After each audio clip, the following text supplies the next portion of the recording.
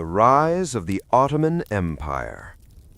Before the world learned to fear the thunder of Ottoman cannon, before the crescent standard flew from the walls of conquered capitals, there was only a thin strip of land on the edge of collapsing empires, a restless people living between forest and steppe, and a single family whose ambition would reshape history. What began as a frontier tribe would, within a few generations, become a power that stretched across 3 continents. This is the story of how that transformation began. At the end of the 13th century, Anatolia was a fractured land. The once mighty Seljuk Sultanate of Rum had been broken by Mongol invasions, its authority reduced to little more than a name. In its place rose dozens of small Turkish principalities known as beyliks, each ruled by a warlord who claimed loyalty to Islam, tradition, and survival. These beyliks fought one another as often as they raided the neighboring Byzantine territories to the west. Borders were fluid, loyalties uncertain, and power belonged to those who could gather men and inspire belief. Among these beyliks was a small and seemingly insignificant one, led by a man named Osman, son of Ertuğrul. Osman ruled over a modest domain near the Byzantine frontier, close to the town of Soyut. His lands were poor, his followers few, and his enemies many. Yet it was precisely this frontier position that would become his greatest strength. The Byzantine Empire, once ruler of the Mediterranean world, was now a shadow of its former self. Internal divisions, civil wars, and economic decay had weakened its defenses. Frontier towns were underpaid and undermanned, their soldiers more concerned with survival than loyalty to Constantinople. To Osman and his followers, these lands represented opportunity. Raiding the Byzantines was not merely an act of war, it was a religious duty and a means of survival. Osman was not born into greatness. His father, Ertuğrul, had been a respected tribal leader, loyal to the Seljuks, but not a king. When Ertuğrul died, Osman inherited leadership over a small group of nomadic warriors and their families.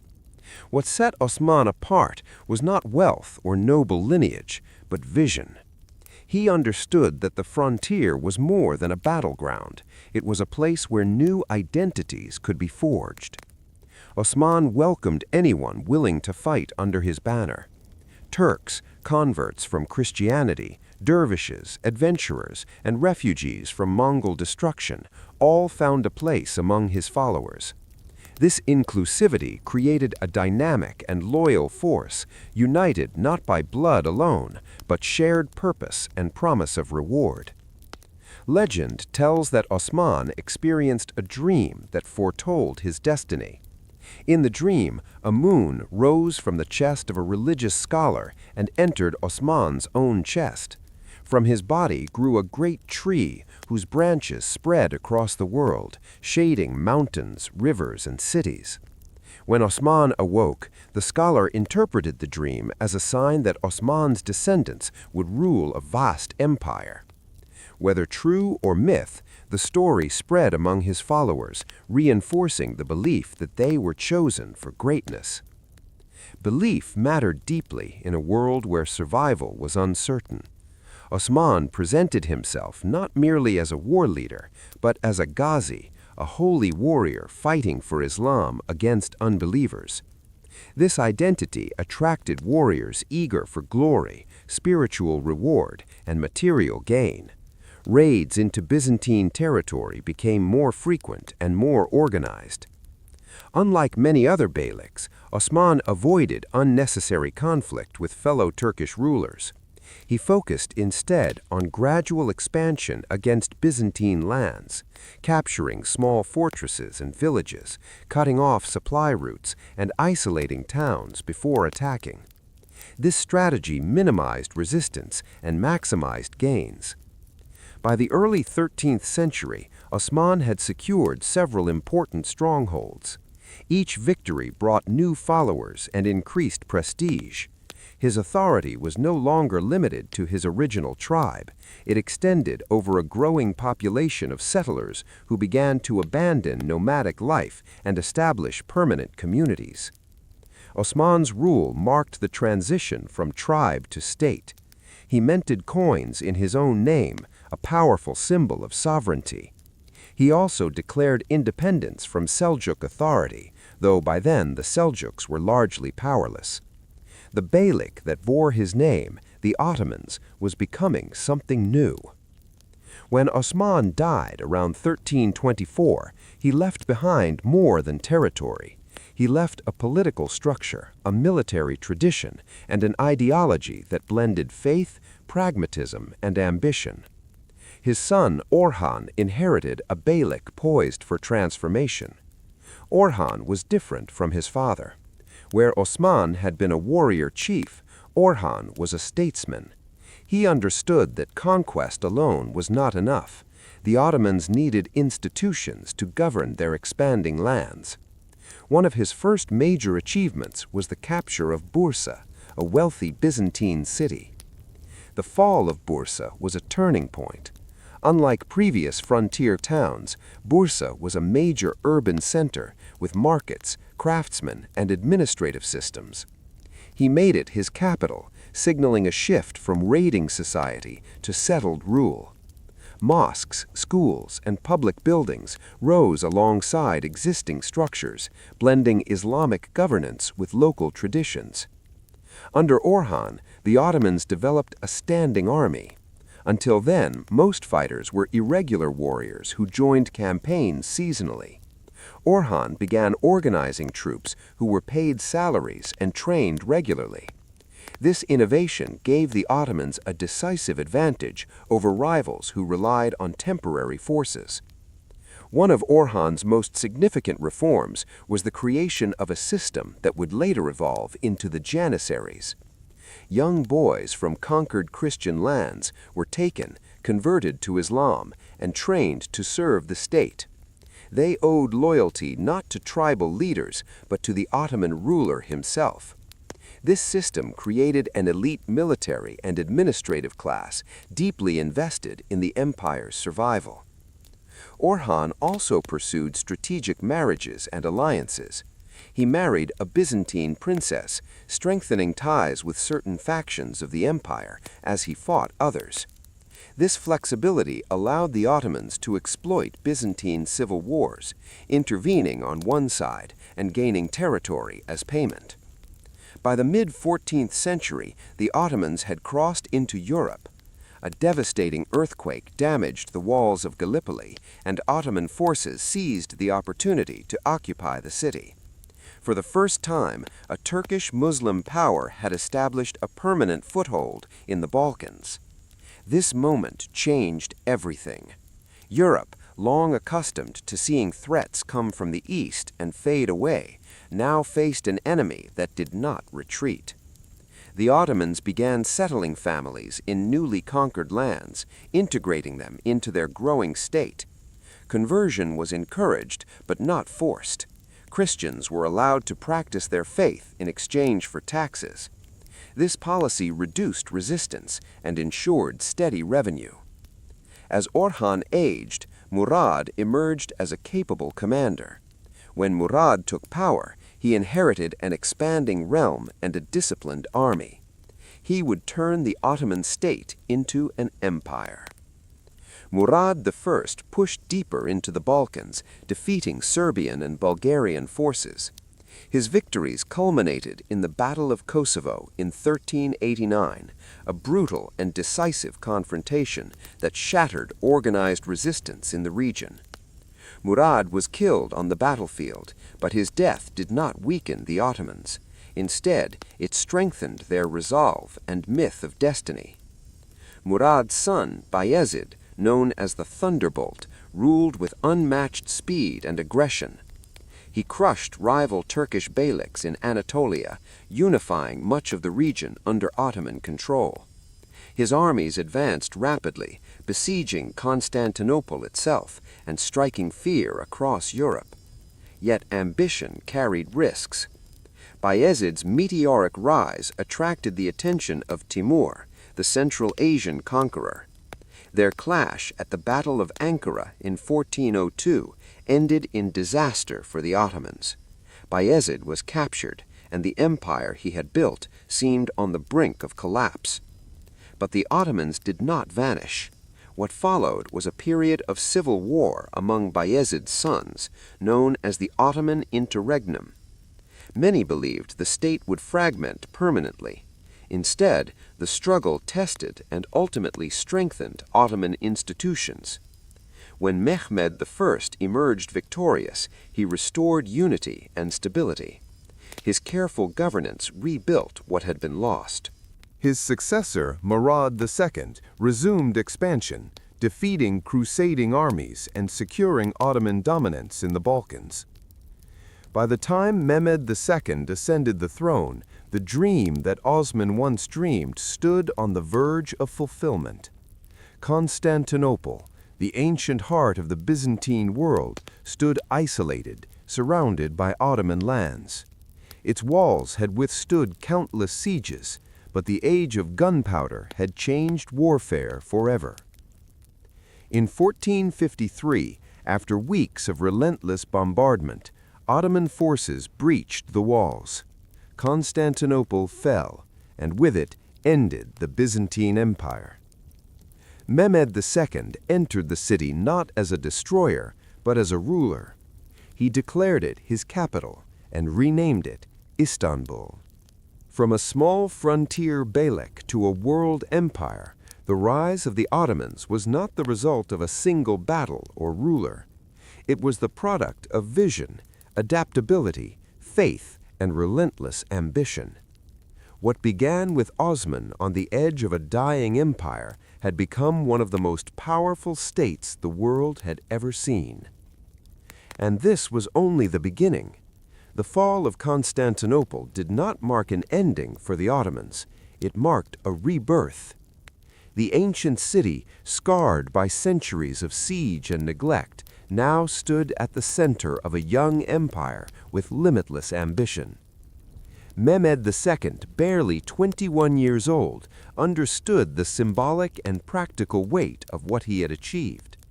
He did not see Constantinople as a conquered ruin, but as the heart of a future world power. In the days following the conquest, Mehmed walked through the silent streets, past shattered churches and abandoned palaces. He ordered that plunder stop quickly, knowing that an empire could not be built on ashes alone. Artisans, scholars, merchants, and clerics from across Anatolia and the Balkans were summoned to repopulate the city. Greeks, Armenians, Jews, Muslims, all were encouraged to settle, rebuild, and contribute. Mehmed believed diversity was strength, and his policies reflected that belief. Hagia Sophia, once the greatest church in Christendom, was converted into a mosque, but its structure was preserved. This act symbolized the Ottoman approach: conquest without annihilation, dominance without erasure. Istanbul would be Islamic, but it would also be Roman, Greek, and universal. Mehmed II ruled not only as a conqueror, but as a lawgiver. He reorganized the administration, codified laws, and strengthened the central authority of the Sultan. The old frontier warrior state was now a bureaucratic empire. The devshirme system expanded, producing administrators, generals, and viziers who were trained from childhood to serve the state alone. Loyalty to family or tribe was replaced by loyalty to the throne. Beyond the city walls, the empire continued to grow. Mehmed campaigned relentlessly. Serbia fell completely under Ottoman control. The Peloponnesus was conquered, ending the last remnants of Byzantine authority in Greece. The empire pushed into Bosnia, Albania, and deep into the Balkans, absorbing lands that had once been considered firmly European. To the east, Mehmed subdued rival Turkish powers and challenged the remnants of Mongol influence. To the south, Ottoman fleets began asserting control over the Aegean and Black Seas. The empire was becoming a land and sea power, capable of projecting force in every direction. Mehmed saw himself as more than a sultan. He adopted the title Kaiser-e-Rum, Caesar of Rome, claiming inheritance of Roman imperial authority. In his vision, the Ottoman Empire was not merely an Islamic state, but the continuation of world empire itself. This idea shaped Ottoman identity for centuries to come. When Mehmed II died in 1481, he left behind an empire stronger, richer, and more organized than any his ancestors could have imagined. His successors inherited both opportunity and challenge. Bayezid II, his son, ruled more cautiously. Where Mehmed had been driven by conquest, Bayezid focused on stability. He strengthened institutions, promoted learning, and welcomed Jewish refugees expelled from Spain in 1492. These refugees brought skills in medicine, trade, and finance, enriching Ottoman society and economy. During Bayezid's reign, the Ottomans faced growing threats from Europe and the East. The Safavid dynasty rose in Persia, promoting Shia Islam and challenging Ottoman religious and political authority. This rivalry would shape the next century of Ottoman history. The conflict between Sunni Ottomans and Shia Safavids was not merely theological, it was geopolitical. Control over eastern Anatolia and Mesopotamia meant access to trade routes, manpower, and prestige. The stage was set for a new kind of struggle, one that would test the empire's unity. Bayezid's son, Selim, would meet that challenge with fire and blood. Selim I, known to history as the Grim, seized the throne after forcing his father to abdicate. Ruthless, determined, and uncompromising, Selim believed survival demanded absolute authority. He crushed internal dissent mercilessly, executing rivals and silencing opposition. His focus turned east. In 1414, Selim confronted the Safavid Shah Ismail at the Battle of Chaldiran. Ottoman artillery and disciplined infantry shattered the Safavid forces. The victory secured eastern Anatolia and confirmed the effectiveness of gunpowder warfare. It also marked the Ottomans as the dominant Sunni power in the Islamic world. Selim did not stop there. Turning south, he invaded the Mamluk Sultanate, which controlled Syria, Egypt, and the holy cities of Mecca and Medina. In swift campaigns, Ottoman armies defeated the Mamluks, capturing Cairo in 1517. With this conquest, Selim assumed the title of Caliph, protector of Islam's holy places. The Ottoman Sultan was now not only an emperor, but the religious leader of much of the Muslim world. This fusion of political and spiritual authority elevated the empire's status beyond anything previously achieved. The wealth of Egypt transformed the Ottoman economy. Control of Red Sea trade routes and access to agricultural riches strengthened imperial finances. Istanbul became a global center of power, connecting Europe, Asia, and Africa. Selim's reign was short but transformative. When he died in 1520, his son, Suleiman I, inherited an empire at its peak and would push it even further. Suleiman I, later called the Magnificent in Europe and the lawgiver by his own people, embodied the Ottoman ideal. He was a warrior, a poet, a legislator, and a patron of art. Under his rule, the empire reached its greatest territorial extent and cultural brilliance. Suleiman led campaigns deep into Europe. Belgrade fell, opening the road into Hungary.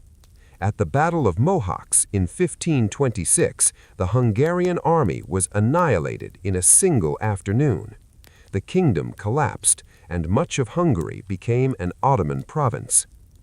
Vienna itself was besieged in 1529. Though the city held, the message was clear. The Ottomans stood at the gates of Central Europe. Kings and emperors adjusted their policies in response to Ottoman power, forming alliances and rivalries shaped by fear and necessity. At sea, Ottoman fleets dominated the Mediterranean under admirals like Barbarossa. North Africa came under Ottoman influence, challenging Spanish and Venetian power. From Algiers to the Aegean, Ottoman ships controlled trade and warfare. Yet Suleiman's greatness was not measured only in conquest. He reformed laws, ensuring justice across the empire's diverse populations. Muslims and non-Muslims alike lived under a system that balanced Islamic principles with practical governance. Courts functioned, taxes were regulated, and corruption was punished. Art and architecture flourished. Master architect Sinan transformed Istanbul's skyline with mosques that symbolized imperial confidence. Poetry, calligraphy, and scholarship thrived under royal patronage. The empire did not merely conquer lands, it cultivated civilization. But even at its height, the seeds of future struggle were present. Succession disputes, court intrigue, and the immense scale of the empire created tensions that would grow over time. Suleiman himself faced tragedy, as rivalry among his sons led to executions that haunted his later years. When Suleiman died in 1566, the empire mourned not only a ruler, but an era. The Ottomans remained powerful, but the path ahead would be more complex. Expansion slowed, enemies adapted, and internal challenges multiplied. Yet the rise of the Ottoman Empire, from Osman's modest frontier camp to Suleiman's world-spanning dominion, remained one of history's most extraordinary transformations. It was a story shaped by vision, adaptability, and relentless will. And the echo of that rise would continue to shape continents long after the empire itself began to fade. After the death of Suleiman, the empire did not collapse, but it changed its rhythm. The age of constant conquest slowed, and the weight of governing an enormous realm began to press heavily upon the throne. Selim II inherited a state that stretched from the gates of Vienna to the deserts of Arabia, from the mountains of Persia to the shores of North Africa. Such vastness demanded stability more than glory, administration more than expansion. Selim II was unlike his father. He preferred the pleasures of the palace to the hardships of the battlefield. For the first time, an Ottoman sultan did not personally lead his armies into war. Power gradually shifted toward the grand viziers, especially the capable Sokolu Mehmed Pasha, who effectively ran the empire. Under this arrangement, the Ottomans remained strong, but a subtle transformation was underway. The sultan was becoming more distant from the machinery of rule. Despite this shift, the empire continued to assert itself. Cyprus was conquered from Venice, securing Ottoman dominance in the eastern Mediterranean. Yet this victory provoked a powerful Christian alliance, and in 1571, the Ottoman fleet faced a crushing defeat at the Battle of Lepanto. It was the first major naval loss in Ottoman history, and Europe celebrated it as a turning point. But the Ottomans responded swiftly. Within a year, they rebuilt their fleet, demonstrating the resilience of their system. Lepanto had shattered the myth of Ottoman invincibility, but not the empire itself. Still, the psychological impact lingered. Europe had learned that the Ottomans could be resisted. As decades passed, the nature of warfare changed. European states embraced new military technologies, centralized bureaucracies, and modern financial systems. The Ottomans, once innovators in gunpowder warfare, began to lag behind. The Janissaries, originally an elite and disciplined force, became entrenched in privilege. They resisted reform, interfered in politics, and at times revolted against the very sultans they were meant to protect. Succession practices also evolved in ways that weakened leadership. Earlier sultans ruled with absolute authority, often eliminating rivals to ensure stability. Over time, princes were confined within the palace, isolated from governance and military command. When they ascended the throne, many lacked experience, confidence, or vision. The 17th century brought mounting pressures. Long wars against the Habsburgs drained resources in Europe, while renewed conflict with the Safavids strained the Eastern Front. Inflation, fueled by the influx of New World silver into global markets, disrupted the Ottoman economy. Peasants fled the countryside, banditry increased, and provincial governors grew more autonomous. Yet even in this era of strain, the empire endured. It adapted where it could, relying on its administrative depth and cultural cohesion.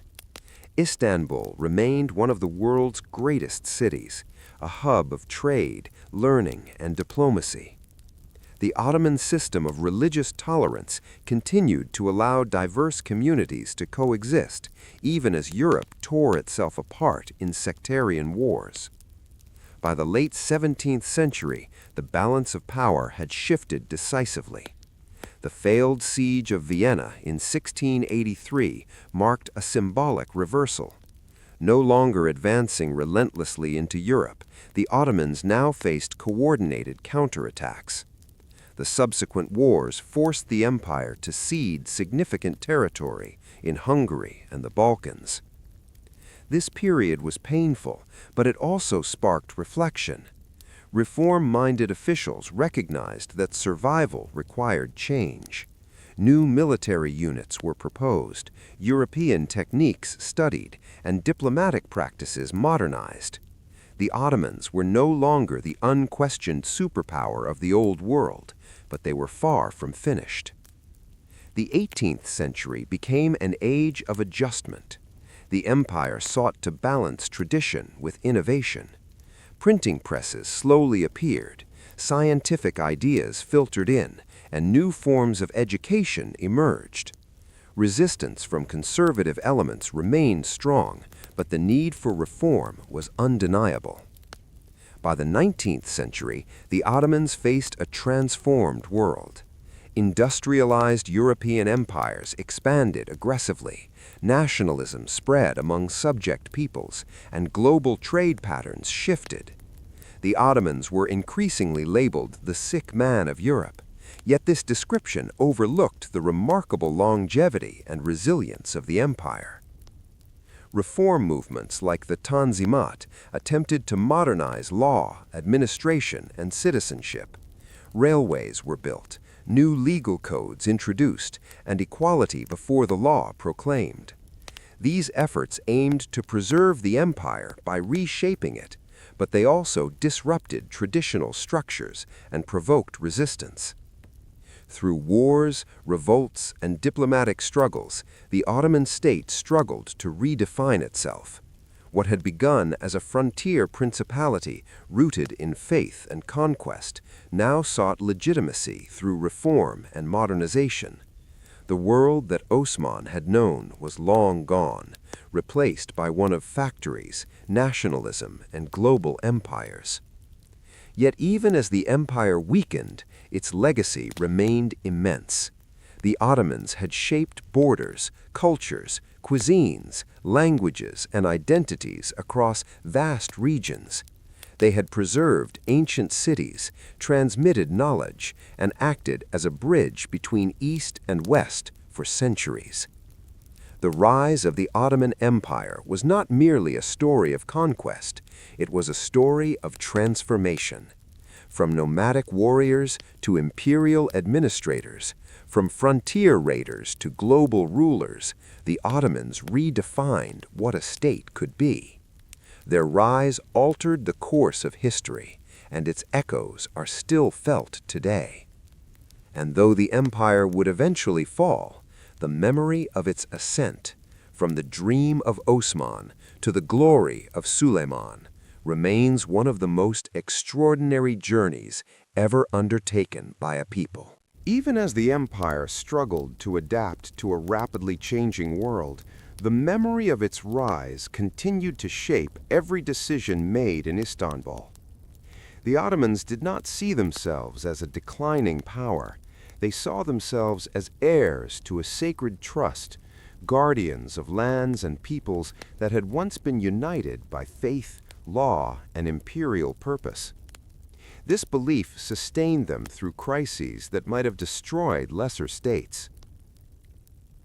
The 19th century opened with both danger and hope. Sultan Selim III recognized that the empire's survival depended on reforming the army. European-style training, uniforms, and tactics were introduced under a program known as the Nizam-i-Jadid, the New Order. Yet reform threatened entrenched interests, especially the Janissaries, who viewed change as an attack on their privileges. In 1807, they revolted, deposed Selim, and plunged the empire once more into chaos. Out of this turmoil rose Mahmud II, one of the most determined reformers since Mehmed II. He understood that compromise with outdated institutions was impossible. In 1826, in an event remembered as the Auspicious Incident, Mahmud ordered the destruction of the Janissary Corps. Artillery fire reduced their barracks to rubble, ending an institution that had once been the backbone of Ottoman power. It was a brutal act, but it cleared the path for modernization. Mahmud II reshaped the state. He reformed taxation, curtailed the power of provincial warlords, and reorganized the bureaucracy. Western-style ministries replaced older systems, and the Sultan adopted European dress, signaling a symbolic break with the past.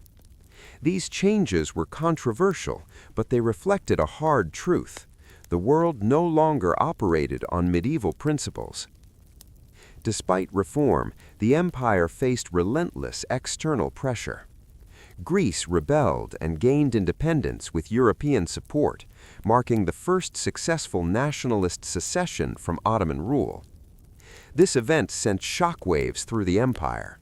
If one Christian population could break away, others might follow. The Tanzimat era, beginning in 1839, represented the most ambitious attempt to redefine the empire. New laws promised equality before the state, regardless of religion. Courts were modernized, education expanded, and infrastructure developed. Railways and telegraph lines tied distant provinces to the capital, echoing, in a modern form, the centralizing impulse of the empire's founders. Yet reform carried unintended consequences. By emphasizing citizenship over religious identity, the state weakened traditional bonds that had held diverse communities together. Nationalist movements spread among Armenians, Arabs, and Balkan peoples, inspired by European ideas and supported by rival powers eager to weaken the Ottomans. The Crimean War briefly restored Ottoman prestige as the empire fought alongside Britain and France against Russia. It demonstrated that the Ottomans were still a force to be reckoned with when allied with modern powers. But it also deepened dependence on European loans and diplomacy, entangling the empire in global financial systems it did not control. By the late 19th century, Sultan Abdul Hamid II ruled with a mix of reform and repression. He expanded education and infrastructure while tightly controlling political dissent. He emphasized Islamic unity, positioning himself as caliph to counter both European imperialism and internal nationalism. Under his rule, the empire survived, but at the cost of growing internal tension. The Young Turk movement emerged from this tension, demanding constitutional governance and modernization. In 1908, they forced Abdul Hamid to restore the constitution, ushering in a new era of hope and uncertainty. Yet factionalism, war, and foreign intervention soon overwhelmed these ideals. The Balkan Wars stripped the empire of most of its European territories, lands that had been Ottoman for centuries. Millions of refugees poured into Anatolia, carrying trauma and resentment. The empire that had once expanded confidently into Europe now struggled to hold its Anatolian heartland. World War I proved catastrophic. Aligning with Germany, the Ottomans fought on multiple fronts. Though they achieved remarkable victories, such as at Gallipoli, the strain was too great. Arab revolts, economic collapse, and military defeat sealed the empire's fate. In 1922, the Ottoman Sultanate was abolished. A year later, the Republic of Turkey was proclaimed under Mustafa Kemal Atatürk. The empire that had risen from Osman's frontier camp had finally ended. Yet endings do not erase beginnings. The Ottoman Empire's rise reshaped continents, forged identities, and connected civilizations. Its administrative systems influenced modern states. Its cities remain living testaments to its ambition. From the dream of a single warrior to the rule of millions, the Ottoman story is one of transformation on a scale few societies have ever achieved. And long after the banners were lowered and the throne stood empty, the shadow of that rise continued to stretch across history, reminding the world how a small frontier people once dared to imagine an empire and made it real. Even after the abolition of the Sultanate, the long rise of the Ottoman Empire refused to fade quietly into the past. Its presence lingered not only in ruined palaces and towering mosques, but in the habits of governance, the rhythms of daily life, and the collective memory of millions who had lived under its rule for more than 6 centuries. Empires fall in moments, their influence endures for generations. In Anatolia, the transition from empire to republic was abrupt and painful.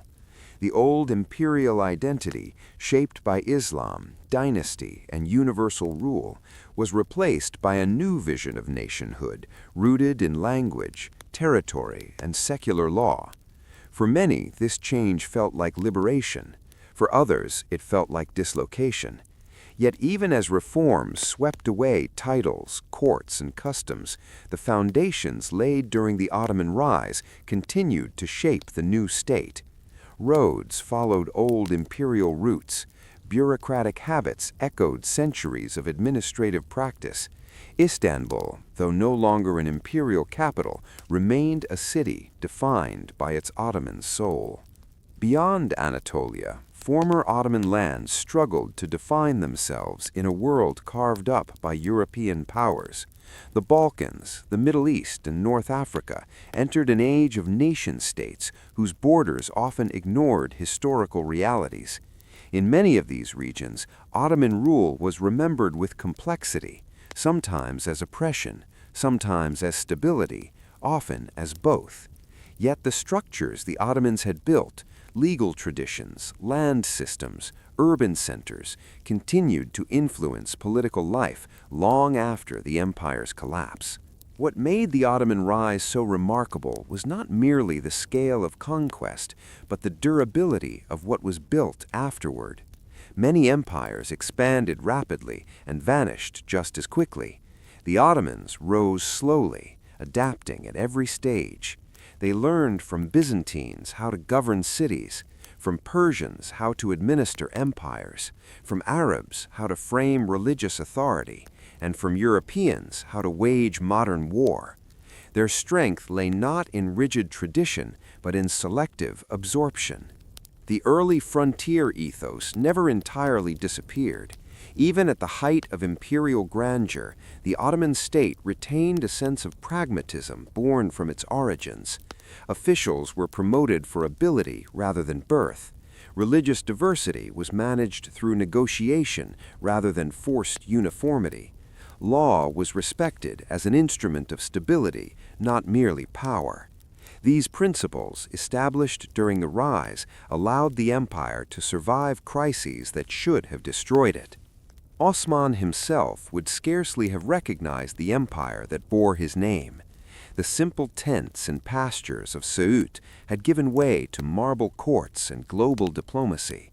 Yet the essence of his vision, the belief that destiny favored those who acted boldly at the margins of history, remained alive throughout the centuries. Each generation of Ottoman rulers, whether conqueror or reformer, measured itself against that founding spirit. The rise of the Ottoman Empire also altered the course of world history. By capturing Constantinople, the Ottomans reshaped trade routes, accelerating Europe's search for new paths to Asia and indirectly fueling the age of exploration. By dominating the eastern Mediterranean, they forced European powers to modernize their navies and states. By ruling the Islamic heartlands, they became arbiters of religious authority in a rapidly changing world. Culturally, the empire produced a synthesis unlike any other. Architecture blended Byzantine grandeur with Islamic elegance. Cuisine absorbed flavors from the Balkans, Arabia, Persia, and Anatolia. Language itself became a layered instrument, combining Turkish structure with Arabic and Persian expression. This cultural richness was not accidental. It was the result of an empire born on a frontier where blending was a necessity. The Ottoman rise was not without violence, injustice, or contradiction. Conquest brought suffering. Power was often enforced harshly. Reform sometimes came too late. Yet history does not remember empires for perfection, but for impact. And the Ottoman impact was vast. From the 14th to the 20th century, generations were born, lived, and died knowing no other sovereign. Laws were written, prayers were offered, markets were opened, and wars were fought under the same imperial framework. Few political entities in history can claim such continuity. In the end, the Ottoman Empire did not fall because it lacked greatness, but because the world it had helped shape outgrew the structures that sustained it. Industrial power, nationalism, and global capitalism demanded new forms of organization. The Ottomans tried to adapt, as they always had, but the pace of change was relentless. Still, the rise remains undiminished by the fall. The journey from a small frontier beylik to a world empire stands as one of humanity's most extraordinary transformations. It is a reminder that history is not shaped only in capitals and courts, but on borders, in moments of uncertainty, where vision meets opportunity. And so the story circles back to its beginning. A man on the edge of empires, looking westward at crumbling walls and imagining something greater. From that imagination came centuries of rule, culture, and connection. The rise of the Ottoman Empire was not just the ascent of a dynasty.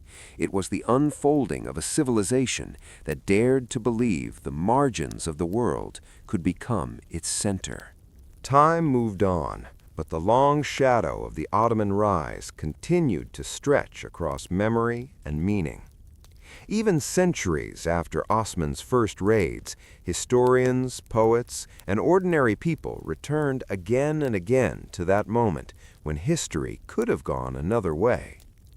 Had one arrow missed its mark, had one alliance failed, had one frontier winter broken the will of a small band of warriors, the world's map might look entirely different. What distinguished the Ottoman rise was its patience. Unlike empires born in explosive conquest, the Ottomans advanced step by step, absorbing lessons from each victory and defeat. Every captured town became a classroom, every treaty a manual for future rule. Their rulers learned early that land could be taken by force, but loyalty had to be cultivated. This understanding allowed them to rule Christians, Jews, and Muslims not as a single mass, but as communities bound by law, obligation, and protection. The early Ottoman courts were places of movement and exchange. Dervishes debated scholars. Former Byzantine officials advised Turkish commanders. Merchants brought news from Venice and Cairo, and travelers carried stories of distant worlds. The empire rose not in isolation, but at the crossroads of civilizations. This constant interaction sharpened Ottoman statecraft and broadened its vision. As generations passed, the memory of the frontier never fully disappeared. Even sultans born in palaces were taught that their authority rested on conquest and justice. Friday sermons reminded rulers and subjects alike that power was a trust, not a possession. When sultans failed in this duty, rebellion, reform, or collapse followed. This moral framework, rooted in the rise, shaped Ottoman political culture more deeply than any single law. The Balkans, once the proving ground of Ottoman expansion, became laboratories of coexistence. Villages where church bells rang beside mosque calls reflected a reality rare in early modern Europe. While tensions existed, the absence of systematic religious extermination allowed populations to survive intact for centuries. This stability was one of the quiet achievements of the Ottoman system, forged during its ascent. In Anatolia, the transformation from tribal society to imperial heartland reshaped identity itself. Nomads became farmers, warriors became administrators, and oral tradition gave way to written law. Yet echoes of nomadic freedom lingered in poetry, music, and military culture. The empire never fully forgot where it came from. The rise of the Ottomans also reshaped Europe's self-image. For centuries, European powers defined themselves in opposition to the Turk, using fear as a unifying force. This perception influenced diplomacy, religion, and even art. Paintings, plays, and chronicles portrayed the Ottomans as both terrifying and admirable, a rival civilization that could not be ignored. At the same time, Ottoman diplomats studied Europe with equal care. Ambassadors sent detailed reports from Paris, Vienna, and London, analyzing strengths and weaknesses. This mutual observation created a dialogue of rivalry that pushed both sides toward modernization. In this sense, the Ottoman rise was not a one-sided story. It was part of a larger global transformation. Even decline did not erase the memory of ascent. Reformers looked back to the early centuries for inspiration, arguing that renewal meant returning to the principles that had once driven success: merit, discipline, and adaptability. Conservatives, too, invoked the Golden Age, seeing in it proof that tradition must be preserved. Both sides claimed the rise as their inheritance. In modern times, the Ottoman ascent continues to provoke debate. Some see it as an example of imperial tolerance, others as a reminder of conquest and domination. Both views contain truth. The empire was built by force, but sustained by governance. It caused suffering, but also prevented chaos. Such contradictions are the mark of all great historical transformations. What remains undeniable is scale. Few political entities have risen from such humble beginnings to shape such a vast portion of the world. From the steppes of Anatolia to the gates of Vienna, from the deserts of Arabia to the waters of the Mediterranean, the Ottoman ascent altered human lives in ways both visible and subtle. And at the center of it all remains that first moment of belief, the conviction that destiny favored action. Osman's dream, whether legend or truth, captured something essential: the power of imagination to precede reality. Before there was an empire, there was an idea.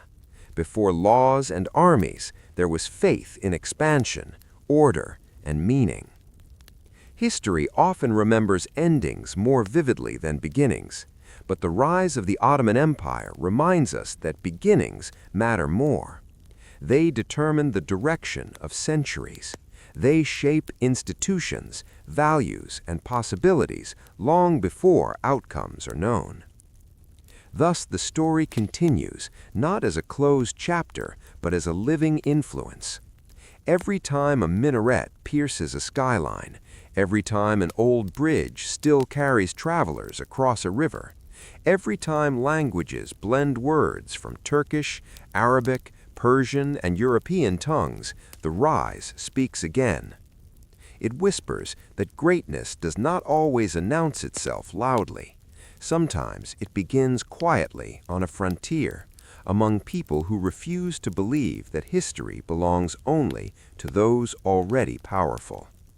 And so the story returns at last to silence, though not to emptiness. The rise of the Ottoman Empire was never only about territory or thrones.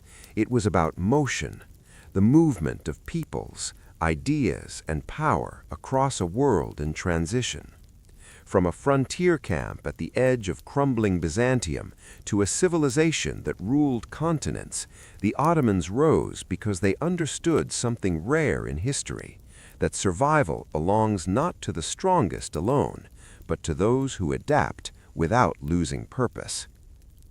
When Osman first gathered his followers, he could not have known how far his name would travel. He could not have imagined Istanbul's domes shaping the horizon, or laws written in his lineage's name governing millions of lives.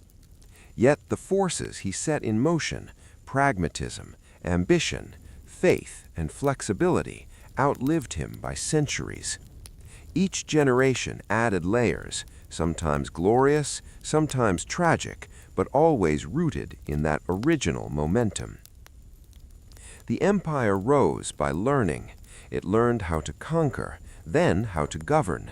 It learned how to rule difference without erasing it, how to wield faith without dissolving law, how to absorb the old while building the new.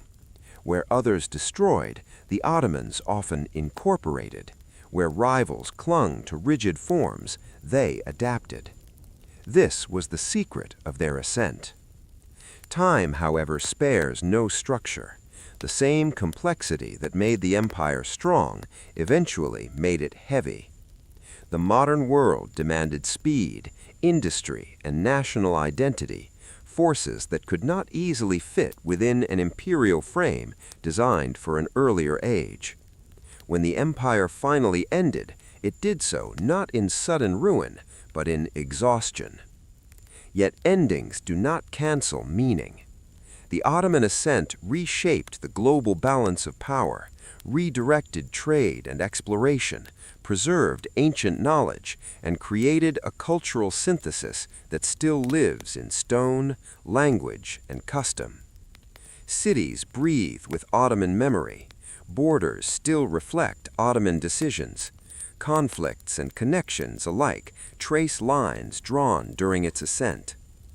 Most of all, the rise of the Ottoman Empire stands as a reminder that history is not fixed to centers of power. It can emerge from margins, from instability, from people who stand between worlds and choose to act rather than wait. Empires are not born inevitable. They are built through choice, chance, and belief. Somewhere, long ago, on a cold Anatolian frontier, a small group looked west and refused to see only decline. They saw possibility. From that vision came centuries of rule, struggle, and legacy. And though the banners have fallen and the throne is gone, the rise remains, etched into the world itself, a testament to how far an idea can travel once it dares to begin.